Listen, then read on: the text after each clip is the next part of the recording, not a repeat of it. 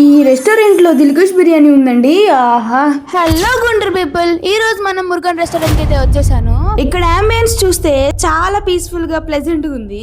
Me family and friends తోటి పక్కాగా రావాల్సిన ప్లేస్ ఇది.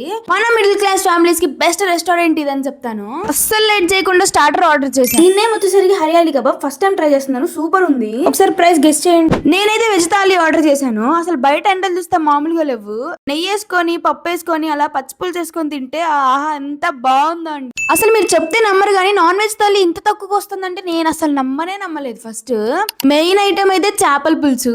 టేస్ట్ అయితే అదిరిపోయింది. వాటితో పాటు chicken curry, mutton curry, prawns fry, బొమ్మడాయిల పులుసు కూడా. వీళ్ళ దగ్గర ఉన్న special item Dilkush biryani. Chicken గ్రేవీతో పాటు 2 లెగ్ పీసెస్ కూడా ఇస్తున్నారు.